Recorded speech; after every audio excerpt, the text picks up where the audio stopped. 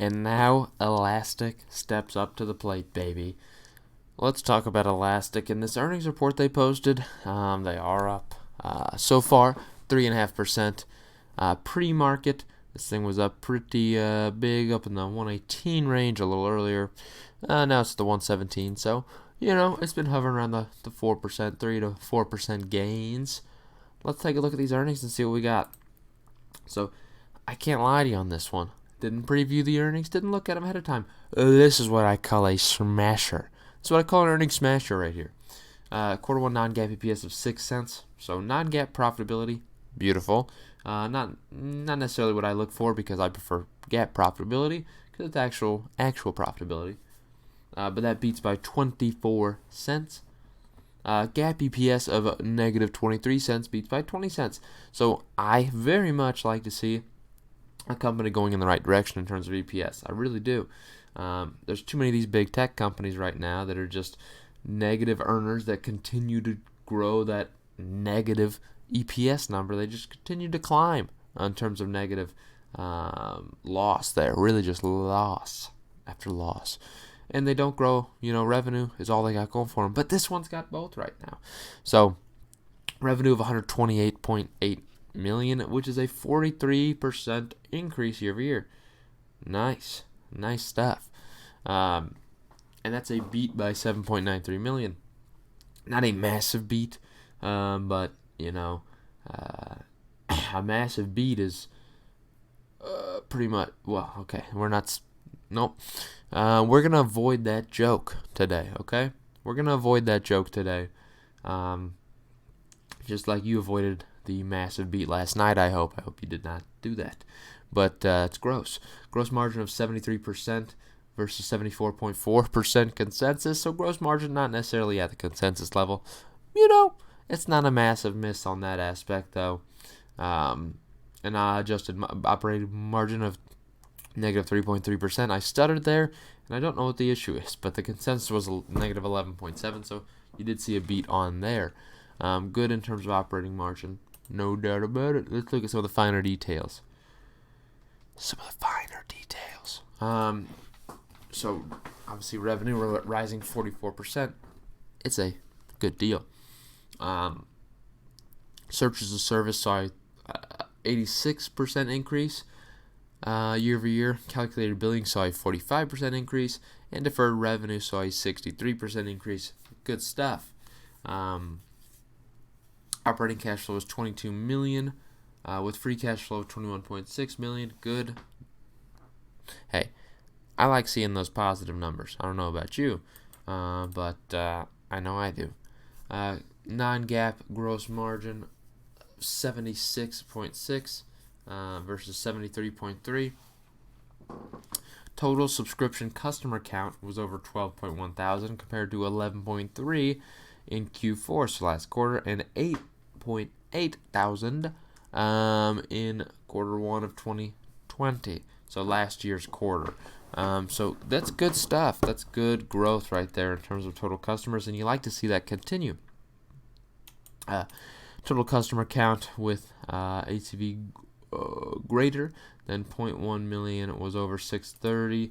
So these are obviously what they define as their high value customers there, the ones that contribute the most, compared to 610 in Q4. So you see that's still growing too, and over 475 in Q1. It's good to see, of last year I should say.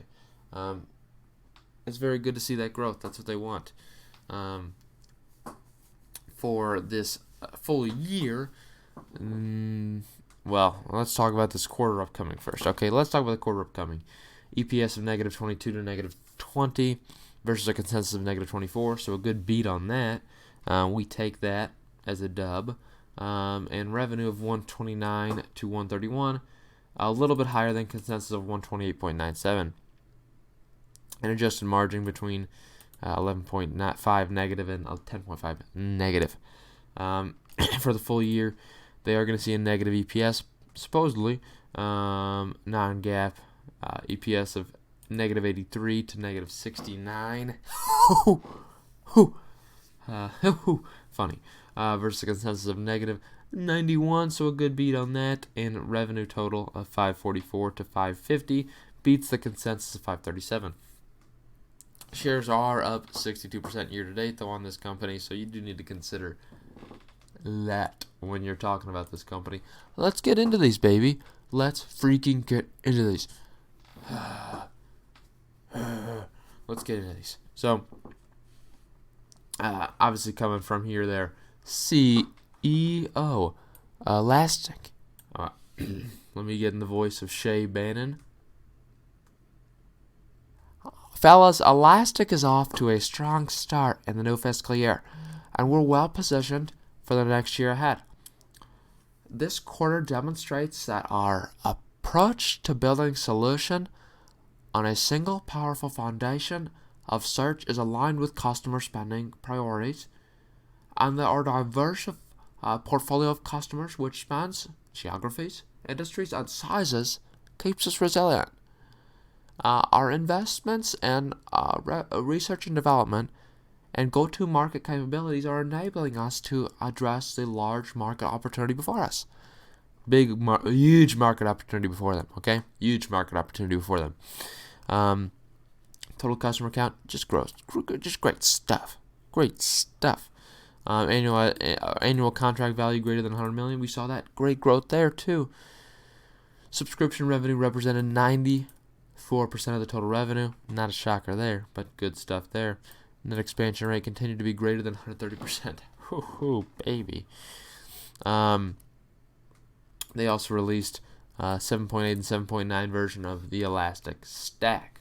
Obviously, all their stuff from enterprise search, observability, security solutions, good stuff. So, as far as search is concerned, they launched workplace search on the Elastic Cloud. They introduced features of workplace search on the free distribution tier. That's right, free 99 distribution tier. They continue to expand the workplace search library on pre-built integrations, making Gmail available to search as a private source. That's right. They enhanced control and automation over scaling deployments and enterprise authentication mechanisms. On the observability platform, they launched a beta release of Elastic Agent. They released a beta version of machine learning powered service maps that provide health insights in Elastic APM. Good to see that. And they expanded visibility with new Google Cloud Operation integration. That's a good place to integrate. It's good to be integrated with those people. That's all I can tell you. As far as security is concerned, they announced the first major beta milestone for Elastic in delivering comprehensive endpoint security, fully integrated into Elastic Stack. They launched malware prevention on Windows and Mac OS under the free distribution tier. They simplified ingestion.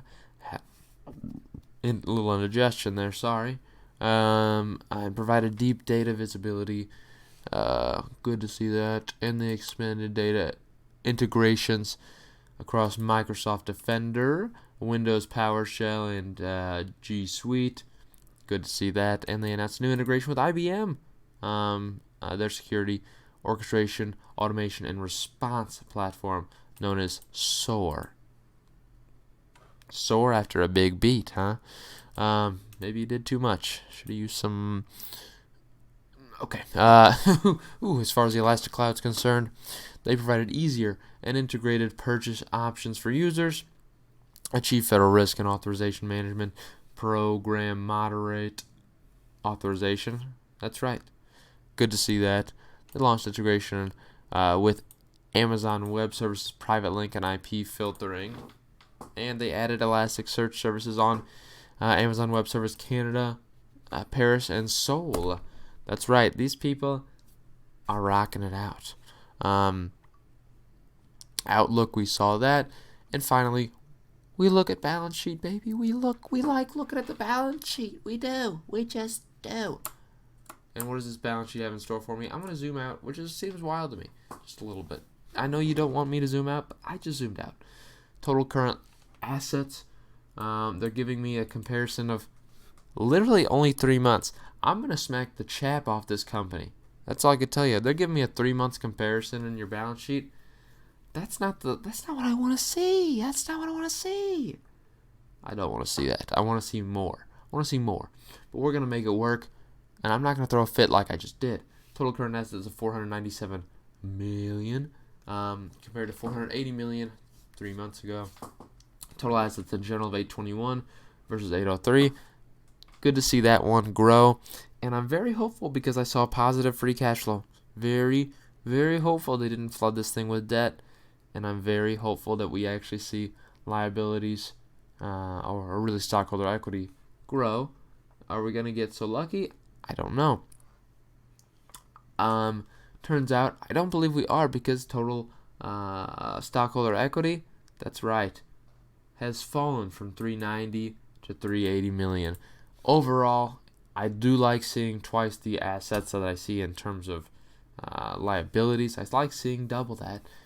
Not necessarily the most beautiful thing I'd like to see, though, because I want to see that equity line expanding.